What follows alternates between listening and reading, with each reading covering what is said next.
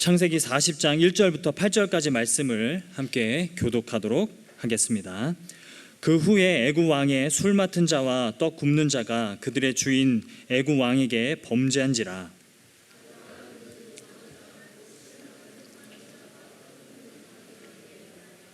그들을 친위 대장의 집 안에 있는 옥에 가두니 곧 요셉이 갇힌 곳이라.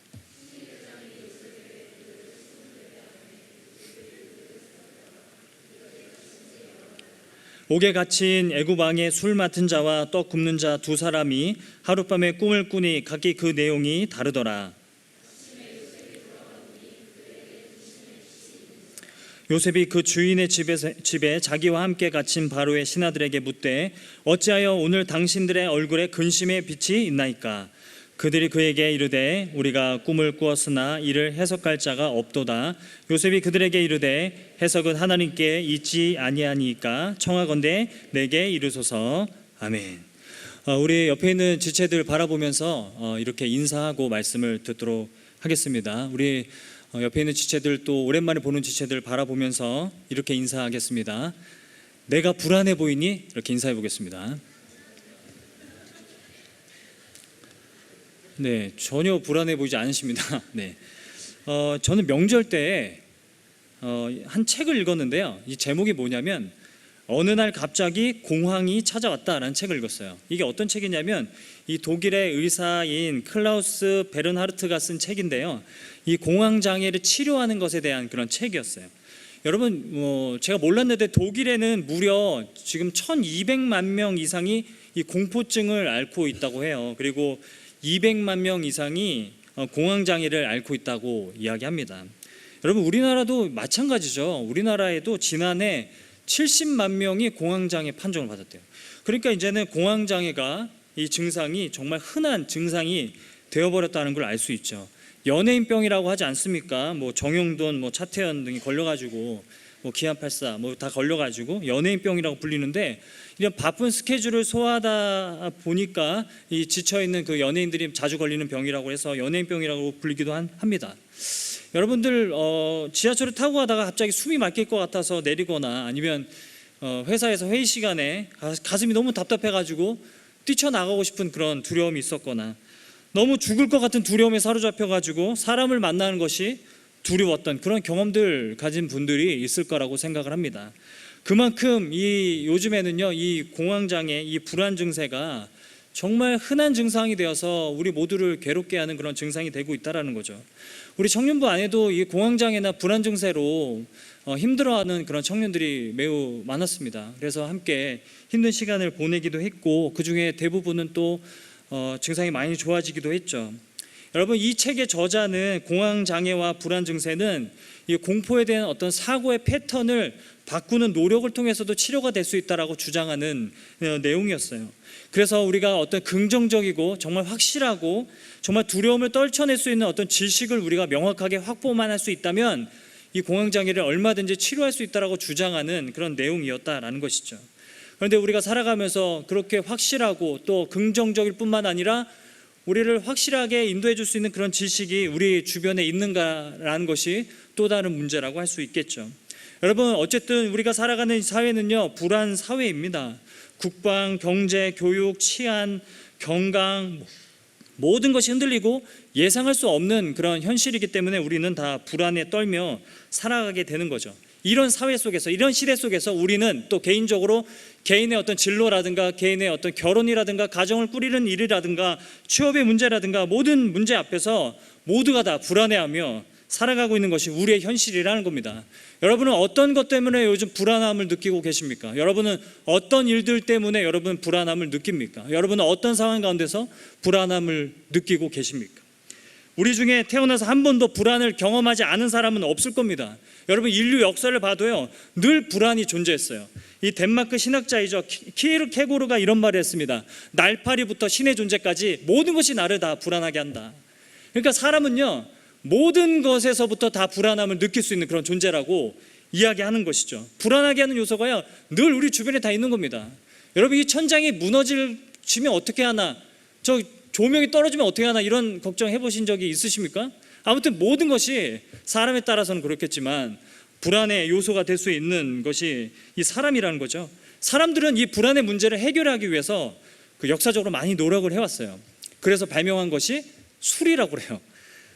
술과 아편, 마약 이런 것들은 이미 그리스 시대부터 불안을 치료하는 처방으로 사람들이 많이 사용했다고 합니다. 물론 요즘에도 이제 이런 방법을 쓰는 분들이, 청년들이 많죠. 네.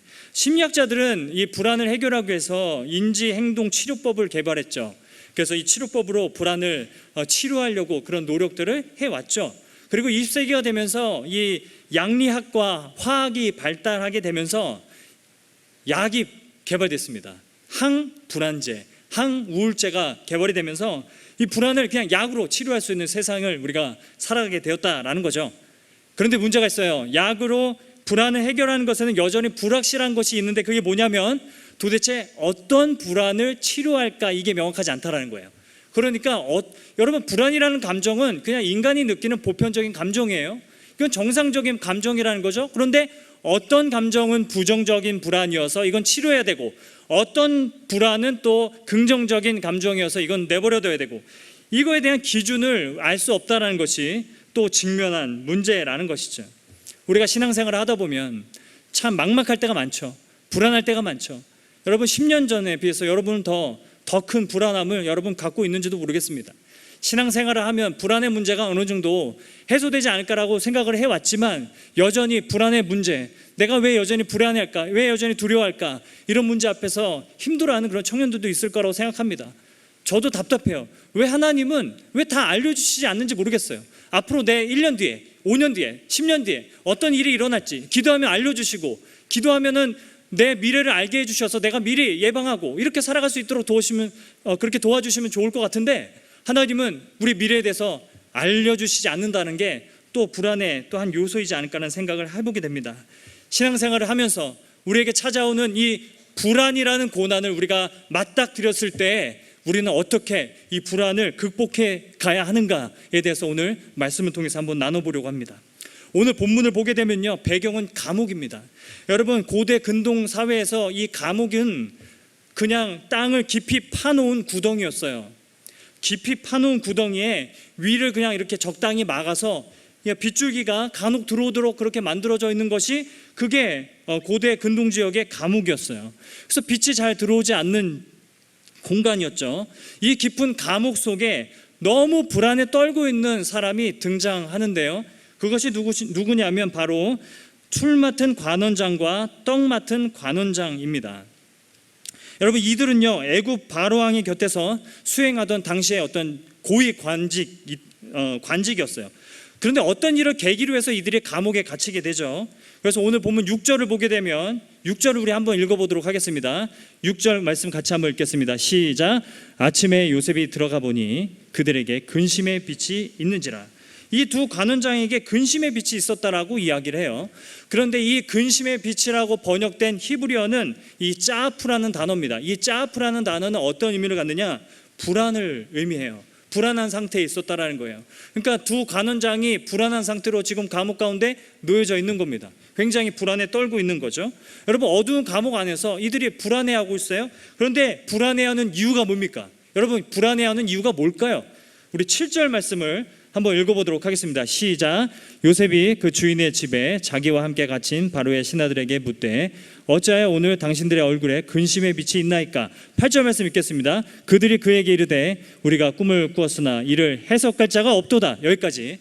해석할 자가 없도다. 이게 그들이 불안해하는 이유였다라는 거예요. 불안의 이유가 무엇입니까? 꿈을 꾸었는데 이 감옥 안에서 뭔가 그래도 꿈이 나에게 유일한 소망이 될 것 같은데 이 꿈에 대해서 해석할 수 있는 자가 없다. 그래서 내가 지금 몹시 불안하다. 이것이 이 두 관원장의 이야기라는 것이죠. 여러분, 당시 이집트에서는요, 꿈을 어떤 신의 계시라고 사람들이 생각을 했습니다. 모든 꿈에는 신의 계시가 있고 앞으로 미래에 일어날 일들에 대한 어떤 정보가 들어있다고 사람들이 생각했던 것 같아요. 그래서 꿈을 해몽하는 그런 전문직들이, 종사자들이 많았죠. 그런데 감옥 아니었기 때문에 그것을 꿈을 해석해 줄 수 있는 사람이 없는 겁니다. 이처럼 당시에는 지금도 그럴 수도 있겠지만 꿈을 앞으로 일어날 일을 점치는 중요한 도구로 여겨왔던 거예요. 그러니까 두 간원장은 뭔가 미래에 일어날 일에 대한 꿈을 꾼 것 같은데 도무지 미래를 해석해 줄 사람이 없어서 지금 불안하다고 얘기하는 겁니다. 다시 말해서 결론적으로 두 간원장이 불안해하는 이유는 미래에 대한 불확실성 때문이라는 겁니다. 미래에 대한 불확실성이 이 두 간원장이 불안해하는 이유가 된다는 거예요. 여러분, 대부분의 사람들은 왜 불안해하느냐, 그 이유를 어디서 찾냐면 미래에 대한 불확실성 때문이다 라고 얘기를 해요. 왜냐하면 우리는 한 치 앞을 볼 수가 없죠. 여러분, 5분 뒤에 일어날 일을 여러분 알 수 있겠습니까? 우리는 어떤 일이 앞으로 일어날지 알지 못합니다. 그래서 사람들은 불안할 수밖에 없다고 사람들이 생각하죠. 철학자 이 데이비드 휴미 이런 얘기를 한 적이 있어요. 인간의 모든 불안의 원인은 불확실성 때문이다. 이렇게 휴미 그런 얘기를 했어요. 이런 얘기를 듭니다. 한번 들어보세요. 어떤 아버지에게 10명의 아들이 있었어요. 10명의 아들이 있는데 그 10명의 아들 중에 한 아들이 죽었습니다. 그래서 그 아버지에게 당신의 10 아들들 중에서 한 아들이 죽었습니다 라는 소식을 전해줬을 때 그 아버지가 느끼는 감정은 불안이라는 거예요. 그런데 그 10명의 아들 중에서 어떤 아들이 죽었는지를 알게 되면 더 이상 불안을 느끼는 게 아니라 슬픔을 느끼게 된다. 그러므로 인간의 모든 불안의 원인은 불확실성 때문이다 라고 이야기하고 있다는 것이죠. 인간이 불안한 이유는요, 미래를 알지 못해서라고 사람들은 생각합니다. 우리의 앞길을 알지 못해서, 우리에게 어떤 일이 일어날지 알지 못해서 이런 불확실성 때문에 사람들은 불안해할 거라고 생각을 하죠. 그런데 여러분, 저는 동의가 안 돼요. 불확실성 때문에 우리가 불안해하는가, 이 말에 대해서 동의가 안 됩니다. 과연 우리가 미래를 몰라서 불안한 겁니까? 우리가 1년 뒤에 어떤 일이 일어날지 몰라서 불안한 겁니까? 당장 결혼하면 어떤 일이 일어날지, 어떤 일이 발생될지 몰라서 우리가 불안한 겁니까? 내년에 취업이 될지 안 될지를 몰라서 우리가 불안한 겁니까? 여러분, 단순히 그 이유 때문에 우리가 불안에 떠는 겁니까? 저는 그렇게 생각하지 않아요. 그리고 여러분, 불확실성 때문이라면 지금보다 옛날이 한 10년 전, 20년 전이 더 불확실성이 더 높았다라는 거예요. 지금은요, 인터넷도 발달하고 기술도 발전해서 미래를 예측하는 일들이 과거 어느 때보다도 더 가능해졌어요. 데이터 마이닝이라는 용어가 있습니다. 이 데이터를 분석해가지고 어떤 패턴을 찾고 정보를 추출하는 그런 기법을 데이터 마이닝이라고 하죠. 근데 요즘 데이터 마이닝이 안 쓰이는 영역이 없을 정도예요. 모든 곳에서 데이터 마이닝 다 쓰입니다. 여러분이 스마트폰을 다 이용하고 계시죠? 스마트폰을 검색하고 쇼핑하고 동영상을 보고 시청하는 모든 기록들이 여러분 어딘가에 다 저장되고 있어요. 어딘가에 이 로그 데이터라고 하는 게 다 저장되어 있어요. 그래서 사람들은 그 데이터를 가지고 여러분의 다음 행동을 예측합니다. 여러분, 유튜브를 보면요, 이 알고리즘을 사용해 가지고 여러분에게 맞춤 동영상을 제공해 주죠. 그래서 여러분, 그 맞춤 동영상에 나오는 것들이 여러분이 잘 볼만한 것들이 나오잖아요, 그렇죠? 페이스북도 보면요, 여러분에게 맞춤 그 쇼핑 정보가 제공됩니다. 그래서 어떤 광고가 많이 뜨냐, 어떤 동영상들이 많이 추천되느냐가 여러분의 요즘 생각이라는 거예요. 그렇게 볼 수 있다는 거죠. 어쩌면요, 앞으로는 이 여러분 자신보다 여러분을 이 구글이나 인스타그램이 여러분을 더 잘 아는 시대가 올 것 같다는 생각이 들어요. 여러분의 취향도 너무나 잘 알고요, 어떤 결정을 계속 내려왔는지도 너무나 잘 알고, 여러분이 어디로 가고 싶어 하는지, 어떤 음식을 먹고 싶어 하는지, 누구랑 만나고 있는지까지도 구글, 인스타그램이 더 잘 아는 그런 시대가 올 거라는 거죠. 여러분이 어떤 이성을 좋아하는지도 구글, 인스타그램이 더 잘 아는 시대가 올 거라는 거죠. 네이버는 잘 모르겠어요. 아무튼 구글, 인스타그램이 여러분보다 여러분을 더 잘 아는 시대가 올 거라는 겁니다. 유발 하라리가 이 호모데우스라는 책에서 그런 얘기를 하죠. 이제는 무한한 데이터에 대한 무한한 믿음을 갖게 되는 이 데이터 종교가 생길지도 모른다라는 이야기를 하게 되죠. 그만큼 여러분, 우리가 살아가는 세상은요, 불확실성이 과거 그 어느 때보다도 더 낮아요. 그런데 참 아이러니하게 불확실성은 더 낮은데 불안을 느끼는 사람들은 더 많은 세상을 살고 있다는 겁니다. 그러니까 제 말은 단순히 우리가 미래를 알지 못해서 불확실성 때문에 우리가 불안을 느끼는 건 아니라는 거예요. 우리가 불안을 할 때 우리는 불확실성을 자꾸 해소하려고 합니다. 그래서 자꾸 알려고 그래요. 알지 말아야 할 것들을 자꾸 알려고 그래요. 그래서 무엇을 합니까? 점을 치러 간다는 거예요. 저는 점집에 가본 적은 없어요. 점집에 한 번도 가본 적 없습니다. 근데 회사 동기 중에 타로점을 치는 그런 동료가 있었어요. 근데 막 제 동료들이 이 타로점을 막 그 친구에게 막 보는 거예요.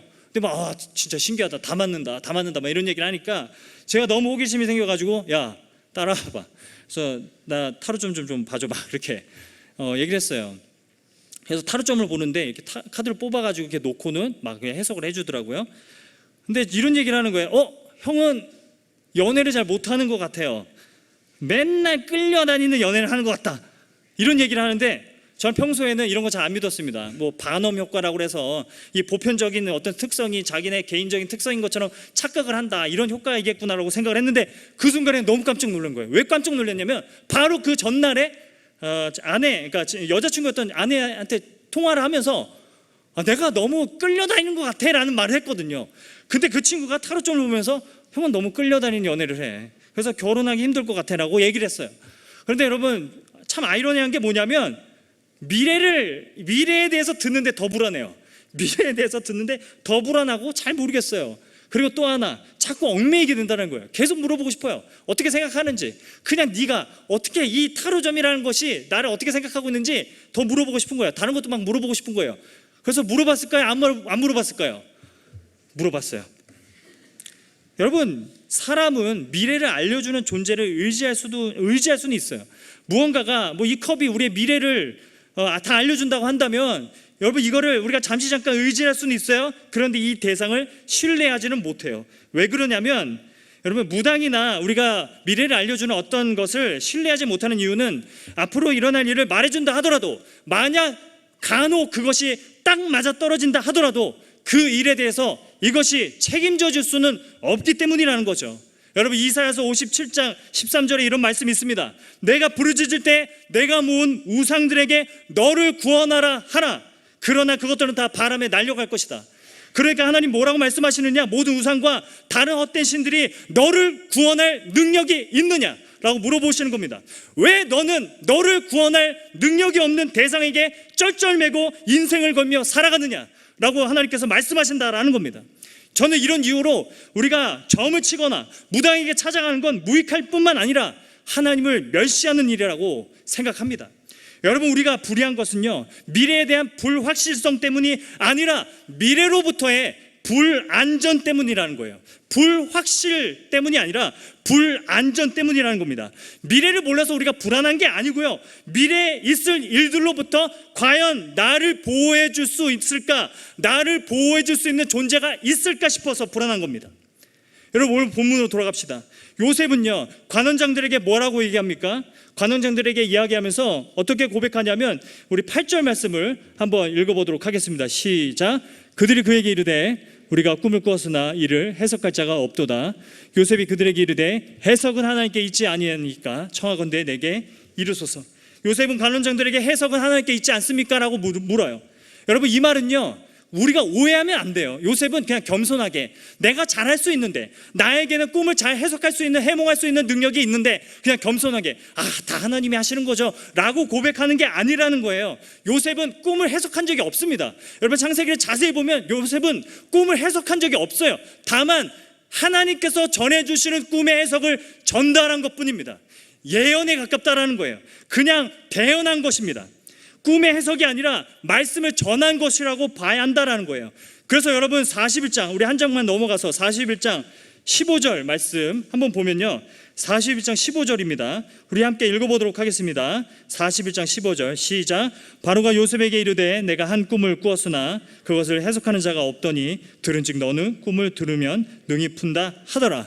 그때 요셉이 뭐라고 합니까? 16절 말씀 읽겠습니다. 시작. 요셉이 바로에게 대답하여 이르되 내가 아니라 하나님께서 바로에게 편안한 대답을 하시리이다 라고 얘기하고 있다는 거예요. 요셉이 강조하고 싶은 건 무엇이냐면 요셉은 지금 신앙 고백을 하고 있는 겁니다. 요셉이 강조하고 싶었던 것은 꿈의 해석이 아니라 하나님께 라는 단어라는 거예요. 요셉이 이렇게 얘기하고 있는 거예요. 꿈의 해석을 아는 게 문제가 아니라, 중요한 게 아니라 그 꿈을 주신 분을 아는 게 더 중요하지 않습니까? 꿈의 해석을 아는 게 중요한 게 아니라 그 꿈을 주신 분을 아는 게 더 중요하지 않습니까? 라는 이야기를 하고 있다라는 것이죠. 저는 여러분들에게 묻고 싶습니다. 여러분에게는 미래에 어떤 일이 일어나도 여러분을 지켜줄 수 있는 그런 존재가 있나요? 아니면 여러분에게 그 능력이 있습니까? 미래에 어떤 일이 다가와도, 어떤 일이 일어나도 그것을 여러분이 지켜낼 수 있는 능력이 있거나 아니면 여러분을 미래에 일어날 일들로부터 여러분을 지킬 수 있는 그런 존재가 여러분 있으십니까? 라는 질문 드리고 싶어요. 작년에 어떤 목사님이 그 알랭드 보통이 쓴 불안이라는 책을 저에게 주고 갔어요. 누군지 아시겠죠? 이런 말을 했어요. 알랭드 보통은 책을 읽어보니 정말 보통 사람이 아닌 것 같다면서 추천해 준 말이 기억납니다. 누군지 더 아시겠죠? 알랭드 보통이 책에서 그런 말을 해요. 그 불안이라는 책에서 이런 말을 하는데, 불안은 욕망의 시녀다, 이런 말을 합니다. 이게 무슨 말이냐면 모든 불안의 중심에 뭐가 있냐? 욕망이 있다라는 거예요. 어떤 욕망이 있느냐? 그것이 어떤 욕망이냐면 사랑받고 싶은 욕망이 자리 잡고 있다는 거예요. 모든 불안에는 그 중심에는 내가 더 사랑받고 싶은 욕망이 자리 잡고 있다라고 이야기를 해요. 사람들이 세상이 정해놓은 지위에 도달하지 못할 것 같아서 굉장히 불안해요. 내가 어떤 지위, 수준에 도달해야 되는데 이거 내가 도달하지 못하면 어떻게 할까? 그래서 불안해합니다. 그래서 우리가 취업을 하면서도, 직장을 구하면서도, 살아가면서도, 결혼을 하면서도 그것 때문에 우리가 불안해하는 거죠. 근데 그 중심에는 내가 이 지위에 도달해야 나는 더 사랑을 받을 수 있을 텐데 라는 고민을 하기 때문이라는 거죠. 요즘 저희들이 아니라 저희 집 아이들이 3명 있는데, 요즘이 있는 게 아니라 원래 3명 있는데 말이 꼬였습니다. 이 막내 소민이 지금 3세, 소민이 애교가 굉장히 심각합니다. 정말 미치겠어요. 얘는 지가 이쁜 걸 알아요. 아는 것 같아요. 표정을 보면 자기가 예쁜 걸 아는 것 같아요. 야, 그리고 어떻게 해야 사랑을 받는지를 알아요. 이렇게 내가 얘기를 했을 때 사람들이 어떤 반응을 보일 것이라는 것을 예측합니다. 대단해요. 대단한 애예요. 근데 문제가 생겨요. 뭐냐면 손님들이 갖고 와가지고, 뭐 친척들이나 손님들이 와서 애들 셋이 있는데 뭐라고 얘기하냐면, 소민이 너가 제일 예쁘다, 이 말을 해요. 네가 제일 예쁜 것 같다, 소민이가 제일 예쁜 것 같다. 그 얘기를 하는 순간에 첫째, 둘째, 소연이, 건민이가 속이 불구불 끓는 게 보여요. 막 표정이 바뀌는 게 막 보여요. 그래서 어떻게 합니까? 더 난리를 치면서 관심을 끌려고 하죠. 그래서 애써서 막 춤을 추고 있는데 그 모습이 안쓰러워요. 안쓰러워요. 편애는 안 됩니다. 편애는 안 돼요. 너희 셋 다 예쁘다, 이렇게 얘기를 해야지. 왜 그렇게 편애를 해가지고. 아무튼 너무나 안쓰럽다는 거죠. 여러분, 우리는 왜 나보다 다른 사람이 더 사랑을 받을 때 우리는 왜 질투할까요? 왜 시기할까요? 왜 질투할까요? 나보다 다른 사람을 사랑하는 것에 대해서 왜 시기하고 질투하는 걸까요? 이건 뭐냐면 사람이 주는 사랑은 한계가 있다고 생각하기 때문이에요. 사람이 줄 수 있는 사랑은 다 한계가 있다고 생각하는 겁니다. 그래서 그 사랑을 이 사람에게도 주고 저 사람에게도 주고 나에게도 줄 수 없을 것이다 라고 생각하기 때문이라는 거죠.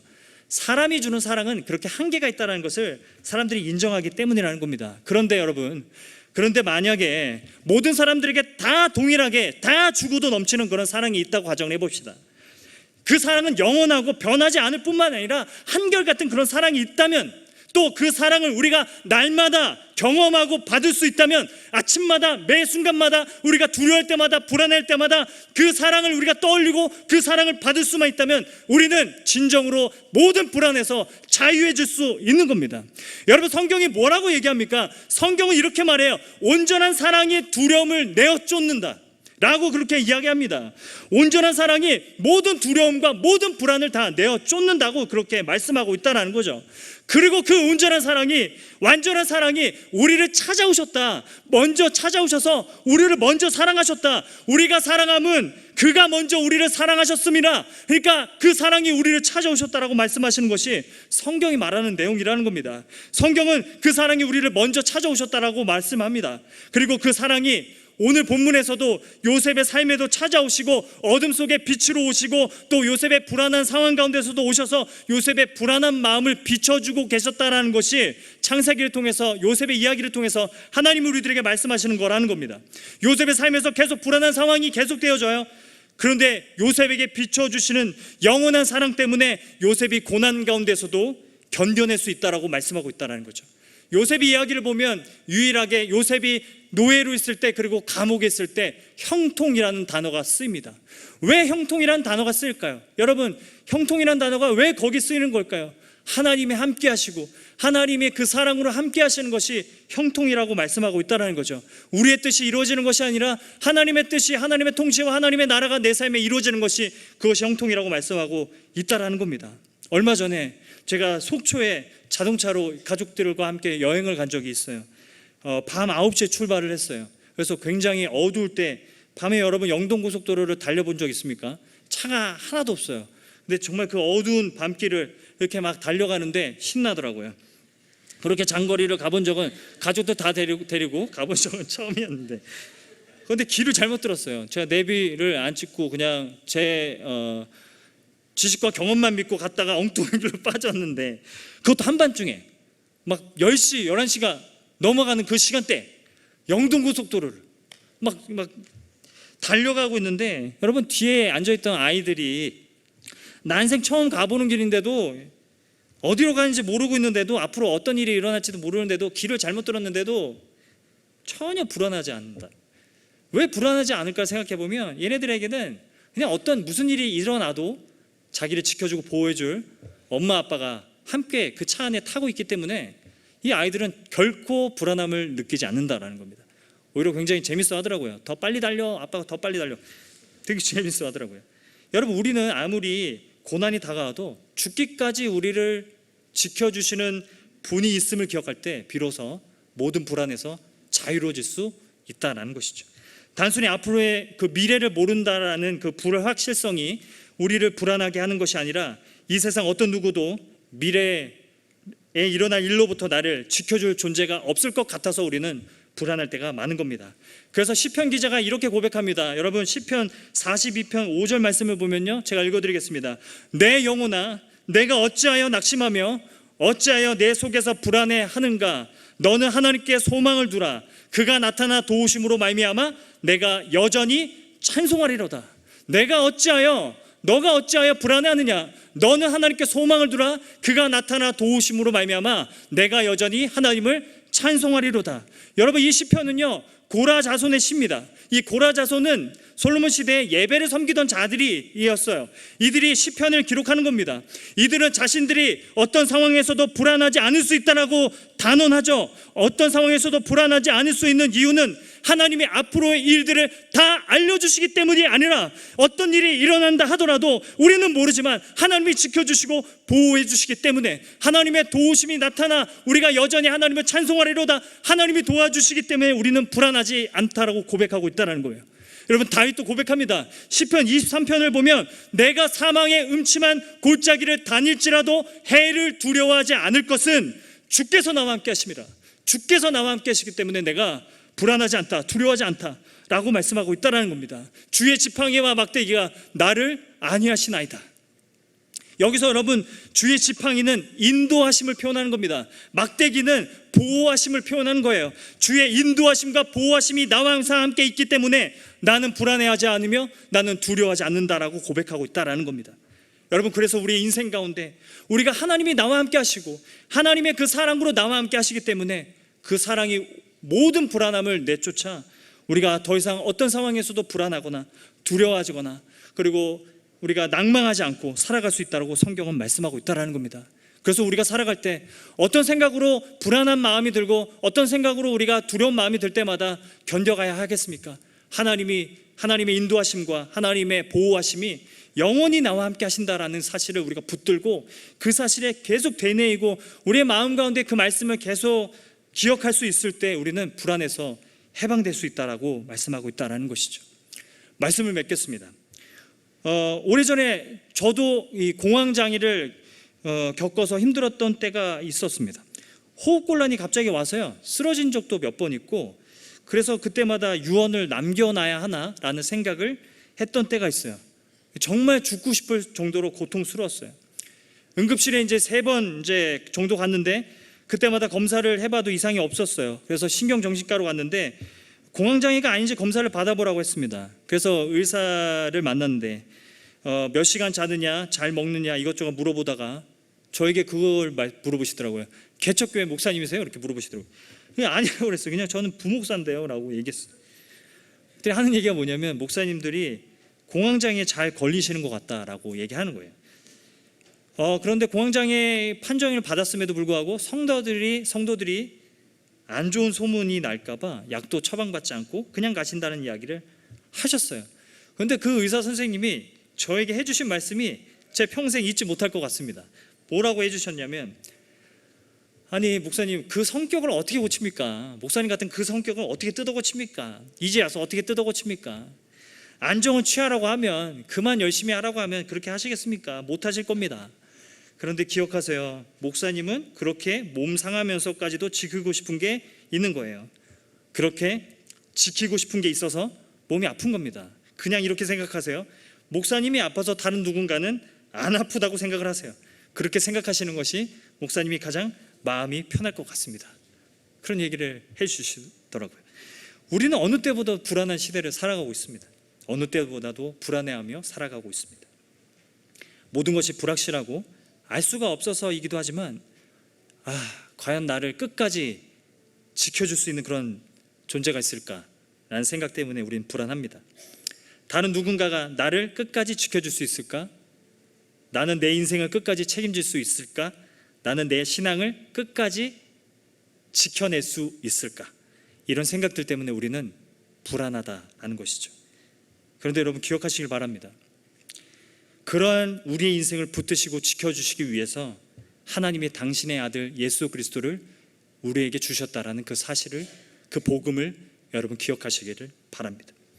여러분, 하나님은 여러분의 인생을 붙들어 주실 뿐만 아니라 여러분 성령을 보내주셔서 성령이 우리의 마음 가운데 그 믿음을 인쳐 주심을 통해서 친히 보증이 되어 주심을 통해서 우리가 끝까지 지켜낼 자신이 없는 우리의 믿음을 성령이 책임지시고 성령이 끝까지 지키시고 끝까지 보호하신다는 것이 복음의 내용이라는 것이죠. 그래서 저는 여러분에게 좀 당부드리고 싶습니다. 부디 아침마다, 날마다, 두려울 때마다, 불안할 때마다 복음을 기억하시길 바라요. 복음에 날마다 노출되실 수 있기를 바랍니다. 설교를 듣거나 말씀을 읽거나 그렇게 하면서 여러분 계속해서 예수가 나를 위해 죽으셨고 나는 무한한 사랑과 무한한 용납을 받았다라는 그 복음의 사실을 여러분 매일매일 여러분 스스로에게 선포하고 여러분 스스로에게 들려주셨으면 좋겠습니다. 부디 말씀을 절로 암송하기보다는 통으로 좀 외웠으면 좋겠습니다. 통으로 암송하면서 머릿속에 자꾸 남겨두려고 하기보다는 반복적으로 수시로 암송하면서 예수께서 나를 위해 죽으시고 나를 위해 부활하셨다라는 그 복음에 날마다 노출될 수 있는 저와 여러분 될 수 있기를 간절히 소망합니다. 불안의 시대에 우리를 보호하시고 지키시는 하나님, 당신의 아들을 내어주신 그 사랑으로 말미암아서 모든 두려움과 불안을 내어쫓으며 살아가는 저와 여러분의 삶 되기를 주님의 이름으로 축복합니다. 소망의 힘은 우리를 소망하는 대상에게 메어두게 만듭니다. 복음은 우리를 예수께 메어두기 때문에 우리는 어떤 불안에도 흔들리지 않을 수 있게 되는 겁니다. 이 진리를 붙들고 두려워하지 말고 불안해하지 말고 나아갈 수 있는 저와 여러분의 삶 될 수 있기를 간절히 소망합니다. 여러분의 소망을 예수 그리스도에게 두십시오. 여러분 삶에 없어진 것들 때문에 불안해하지 마시고 여러분의 삶에 사라진 것들 때문에 불안해하지 마시고 여러분 삶에 언젠가는 사라질 것들 때문에 불안해하지 마시고 영원하신 예수 그리스도의 그 사랑에 우리가 소망을 두고 살아갈 수 있는 저와 여러분 될 수 있기를 간절히 소망합니다. 우리 옆에 있는 사람 손 잡고 이렇게 한번 인사해 주죠. 예수께 소망을 둡시다. 이렇게 인사해 주겠습니다.